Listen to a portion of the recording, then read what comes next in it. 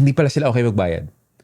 Or marami pala sila masyadong requirements. Like the back and forth can be too much. How to get clients? That's the most asked question anyone. Oh my God. Anyone who's doing freelance, including us, have encountered. Almost like to me when I hear that, parang anything but that question. Kasi mahirap siya eh. Yeah, not because we want to gatekeep, but because it's so hard to answer. Like I don't know what to answer that. The short answer kasi is depende. Yun eh. So Period. tapos na. Okay, Tapos na yung episode episode. Sa akin kasi it's not the step-by-step process of getting clients. It's more about the mindset of how to get clients. Open-minded. Diba? Well, at least for me, I started like getting small projects as with anyone. Lahat naman nagsisimula sa maliit eh. And then start getting bigger and bigger, and then How big? But then it got to a point na I'm talking to CEOs, conglomerates, big company groups and all that. And there is not like a specific set of steps that I follow every single time. Wala nun eh. But there's a mindset that I try to implement, or at least comes naturally to me after years of doing it. Number one, gain skills muna dun sa kung ano man yung ginagawa mo. Like if you're a videographer or a filmmaker or photographer, like that's the thing that you can control. And it's part of getting clients. You need to have the skills. Yeah, cannot be false advertising. Exactly. Like you can't say on your resume, diba? Even in corporate, can't say na you know how to do graphics when you can only do Microsoft Paint. Ano tawag doon? Yeah, that's not graphic design. So as with freelancing, if you want to become a video editor, then you gotta have skills. You gotta learn the skills that is required for you to become a video editor. Diba? Ikaw, how do you like, get clients? I mean, when talking about the mindset and talking about the approach. Kasi since I came from not actually the freelancing world, but the small business world, right? So I had to naturally learn the skills in order for me to set up my shop, sell whatever it is I'm selling. So little by little, I acquired those skills. So a little bit of SEO, a little bit of graphic design, a little bit of marketing skills, sales, what else? Video editing even, nauuso na yung videos. So I already had, I would say, like a good base. It wasn't solid, like average. Some a little above average. Let's say you need to have customer relationship management skills because I'm dealing with customers then. But most of the skills that I actually have were just, a little above average. I won't say naman na I'm bad at it. Pero hindi rin expert. Yeah, definitely not an expert. I think that's another misconception. You gotta be an expert at video editing before you can get a client. No. So after I transitioned into freelancing, what I did was, since I came from the small business world, that's the world that I know. I started with that. That was my, kumbaga, I would say that was my edge. So, for example, let's say you're a small business and then dalawa kami nag-apply. One has no experience, is a video editor but no experience with small businesses. And another one is a video editor but has handled small businesses before, experience, which was me, diba? Who are you more likely to hire? Especially if pantay lang naman yung skills nila. So what I did was, I looked for clients that had the same background as me. So Etsy shop owners. I sent 100, 500 cold emails to Etsy shop owners, small shop owners that were like me. And then I marketed my freelance skills. Kumbaga, I just literally transformed my already existing skills and turned into a freelance pitch. Na, hey, do you need someone to manage your social media? I know how. I had a small shop before, just like you. Then that's how I got my first clients in freelancing. We were talking about kanina, diba? For me, of course, learn the skill muna. And we're not talking just the technical skill. Kasi ganun din marami sa filmmaking and videography world na maraming magaling na videographer. Maraming magaling mag-camera. Maraming mas magaling pa sa akin na mag-compose ng image, ng lighting, whatever. But marami rin kasi na stuck sila doon. It seems like coming from a privileged position when you say na they learn all these other things and all that. Yeah, in a way, because I was lucky enough to have worked in corporate in media. So the other skills like talking to people. You learned that from your old my old job. But also, those skills can be learned. That's the thing. Kumbaga, I was lucky enough to have learned it on the job. But right now, ang daming ways to learn that. Even at home. Even like mag-YouTube ka, maraming resources available to you. So I guess, just to condense it, learn the skills, not just the technical skills, but you have social skills. Feeling ko, isa sa pinaka-importante. Can't go without it talaga. Anywhere actually, corporate, freelance, social skills. Dating. Lahat naman eh. So kulang ka pa sa learning. Hindi naman. You mentioned, nag-send ka ng 500 emails. Oh, a lot. Yeah, a lot. But how did you write those emails? That's a skill. Yeah, everything now you can learn online and you don't even have to do the paid courses eh. May ChatGPT na nga to write for you right now. True. Yeah, before you have to learn pa how to write that or at least follow a template. Now you can literally, even the, what do you call that? The prompt. The prompts. Even the prompt, you can ask the ChatGPT to write you the prompt. To write tell you the, yeah. There are so many ways to learn all those needed skills. It's necessary. Kasi that brings you to the next step, which is, okay, you have lots of skills, for example. How do you go about and actually market yourself and get clients, diba? So, we're still talking about the mindset and the approach, right? So, you prepare before you do the approaching the client. So, ano nga ba yung una? Sa akin, the low-hanging fruit. Which, very corporate term. Low-hanging fruit. Low-hanging Let's circle back later. Which is yung sarili mong network. Yes. Start with that. Like, unless na hermit ka, more or less, meron kang friend. Sana. Diba? May friend ka or family member or family who knows someone, who knows someone, who knows someone. Yeah. A little similar but different sa case ko kasi you utilize your network. Sa akin, I utilize the community that I came from. Which is also your network, basically. You can, but there aren't people I know yet. They're just, I was from the Etsy community, so I made use of that. That's the community that I know. So, inuna ko yun. Instead of like pitching to random businesses that I know nothing about. Yes. Yeah. Yan din yung common misconception niya parang, hindi kasi marami ka namang network, you're blessed with the network eh. First of all, I didn't. And a lot of successful people didn't begin that way. Yeah. Kasi otherwise, ang pwede lang maging successful ay yung mga alta. Pinanganak na halta. Born in a network na. Yeah, basically. Successful people. Yeah, but the thing is, networks can be built. That's another like vague questions like how do you build a network? Yeah, that is like another entire episode in itself. That's a series. Yeah. Yeah, you start with whatever network you have. No matter how small, no matter how weird. Let's say you're like me, a filmmaker or aspiring videographer, whatever.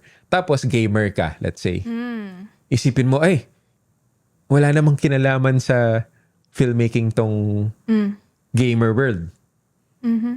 But ano ba yung pinapanood mong cinematics? Sino ba gumawa nun? Sino ba gumagawa ng mga gamer, yung mga game trailers? Lahat yan creatives din. Lahat yan may filmmaking aspect. Yeah, and there are YouTubers that are, gamers. Diba? Exactly. That's another form. Like us, this podcast. Right? So, I believe lots of people tend to look beyond agad dun sa what's available. And that's what makes it harder to get clients. Diba? Parang gusto mo agad yung ganitong company. Gusto mo agad ganito, ganyan. If nag-start ka, start ka muna sa network mo.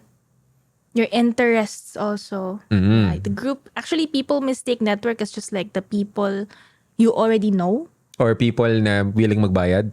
Yeah. By the way, most of the time, the first few clients or the first few work what you're gonna do aren't even paid. Yes. Oh, yes. And that's another strategy on how to build your network. But that's like a whole different thing. Through that, so you have the skills, and then you Network. utilize your immediate network, the easy network, the most accessible. Yon, that's the term. And then, syempre, you do it, consistently and regularly enough that nag-expand yon. Kasi from one project or service, whatever you're offering as a freelancer, diba? You do a good job here, you good job here. May kaibigan yon, mga yon. Yeah. Diba? May network sila. May network sila. Or they hire you again for their own projects, whatever. Right? And then it goes from there. Supposed to be. Ideally. Tapos, dun papasok yung sa akin na approach na case-to-case basis. What I mean by that is, every time I get a potential client, let's say, or I meet a potential client, I study them first. I get to know what their needs are. Ano ba sila? Ano ba scale nila? Diba? Is this a one-off project or potential long-term project? So, yung mga variables na yun, iba-iba siya per client. So, hindi siya nagiging diretso yung approach. Like, I've had clients na na-meet ko lang sa isang event. Tapos nagkataon, pares kami ng interest. Tapos okay na. O sige, gawin mo nga to, ganyan. But I've also had clients, I have clients right now, na literal, like, you pass through the process. Magbibid ka, magsasubmit ka ng CV mo, meron proposal, Portfolio. dekot, abuting kang buwan. Case-to-case basis. And most of the time, let's say you have a skill, right, that you want to monetize. Let's say video editing, and then you pitch it to clients. Let's say you want to edit YouTube videos or TikTok videos, diba?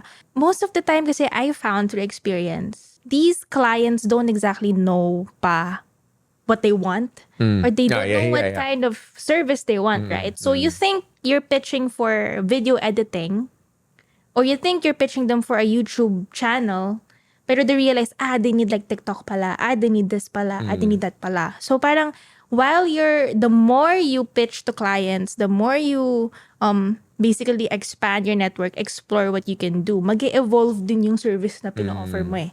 And sometimes it can lead to bigger projects that you didn't even expect, you didn't even offer in the first place. Minsan, on the spot mo na lang iisipin na pwede mo palang gawin yun, pero hindi kasama. You pitch for a YouTube video editing, but then you found out like while getting to know your client, kailangan pala nila ng TikToks. But that's not part of your package. It's sort of like the more you do it, it's something that you learn. Yeah. The more you pitch to clients, the more you get to know clients, different industries. And right now, like, social media is evolving so fast na even the types of videos, for example, in our one of our niches is like TikToks. So we create TikToks. Kumbaga, within TikTok, Ang dami pa. Ang dami. Like, what kind of TikTok? Is it like a vodcast like this? This could be a TikTok. This is gonna be on TikTok. This is gonna be on TikTok. Yeah, so that's another one. And then it could be like skits. There's so many things that you can offer. Kumbaga, ang dami niyong pwedeng puntahan. Literally, that video editing skill that you have can be used, monetized, and marketed in many different ways across many different industries. Yun eh. Hindi siya natatapos. Like, for example, you've acquired the skills, you've grown your network, and then you've started getting projects. Hindi natatapos yung isang phase nun. Hindi porket you're getting clients na natatapos na yung skill acquisition part.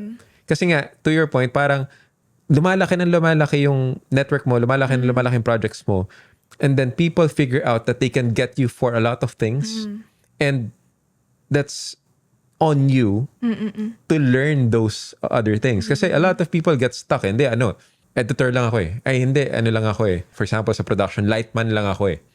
Yeah. Diba? Pwede, may audio pa. May video. Yeah. I've had this experience with a client from the US once. She originally hired me to edit her TikToks This was pandemic, right? So di pa uso yung mga AI ngayon. I was working for her for about 3 months, and then I guess she liked my work and we had a really good relationship.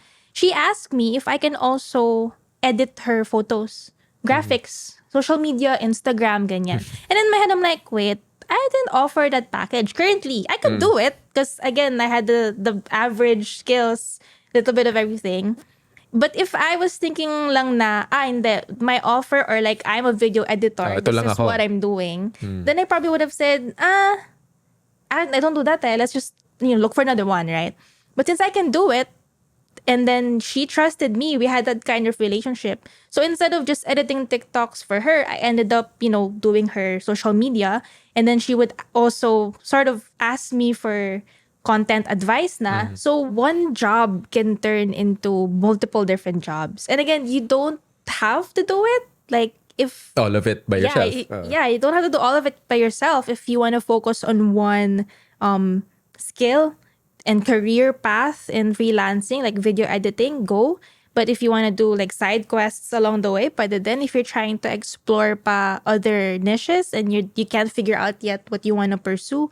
And the only way actually that you can figure that out is by failing a lot. Basically getting rejected. I've been rejected A lot. pitches so far.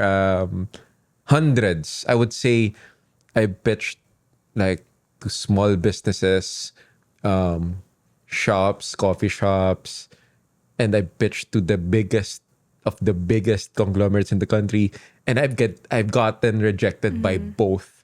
But then repetition makes it like easier. To get rejected. To get rejected. You acquire those skills, those little nuances every time you do it. Regardless whether nakuha mo yung project o hindi. You acquire nuances, you become better at reading people, at getting to know what they like, what they don't like.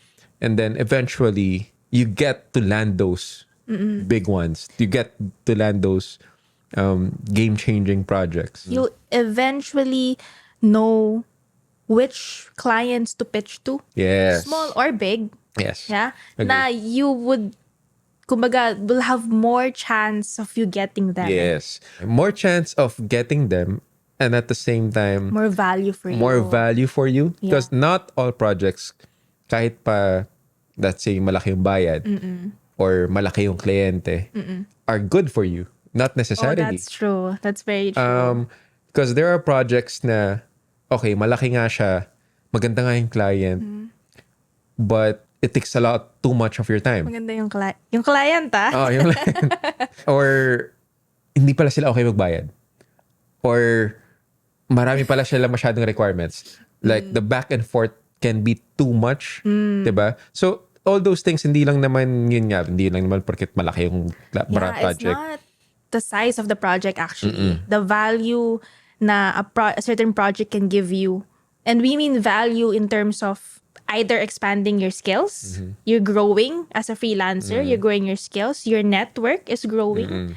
Manganganak kasi ng projects yan eh. Yes. Yung Diba? marketability. Yeah. Like, it could be free. The project can be free, but it could be a life-changing project for you. Yes. Just because purely of the people you're going to be working with or the skills that you're going to acquire doing those projects. Once you go through enough, rejections, once you get through enough projects, failures, and once you acquire all those skills along the way, you get to a point wherein you now can say no to projects that are not good for you. And this is, I guess, not really talked about. Like, the question is how to get clients, not how to turn down clients. But I guess that should be just as important. Kasi, arguably, mas mahirap tumanggi sa project kaysa maghanap ng project. Especially if you're getting paid. Exactly. Yeah. Parang feeling mo kasi, grasya na to eh.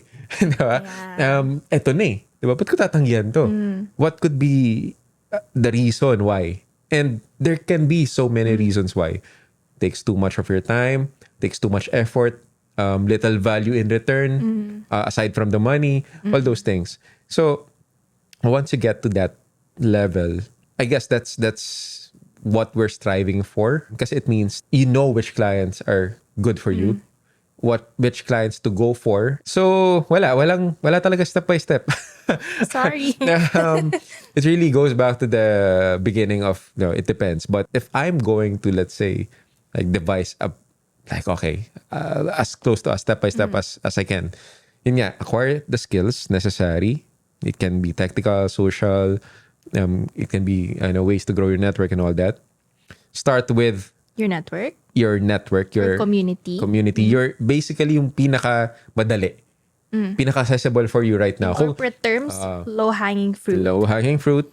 And then from there, you go do projects again and again, get rejected again and again. Go do a good job every single time. Oh, it's so important. It's the biggest marketing tool you can ever have. Yes. Like, what mababaliwala yung step 1 and 2 and all the rest after. If you get the client, you do a bad job, and then you go back to the start. We're not talking na lahat ng project mo dapat perfect or like great. Because walang ganun. At some point, You're gonna make mistakes. sasablay ka, you're gonna make mistakes. But we're talking about the effort. Like, give the best effort. I'm certainly not perfect in my projects. Kasi ibig sabihin nun, ikaw na. Ikaw na magaling. Diba? And then, perfect comment if you're perfect. huwag ka na manood. But then, that's the thing eh. If you think you're perfect, wala ka nang room for improvement eh. And clients don't like that. They don't like, the feeling perfect. Go through enough repetitions, good job, bad job, basta best effort lagi. And then you get to a point na, okay, you learn how to say no to those na hindi okay for you. All those techniques, these specific techniques, you can do on another episode. So, syempre, follow lang. But we will do it kasi, There are a lot there's of, that's a nice topic to discuss. Right? How to get like a very specific client, for example, or how I would do it. Like if I'm aiming for that like particular mga desperate tactics I tried yeah. to pay my bills. So yeah, thanks for listening, and I'll see you in the next episode.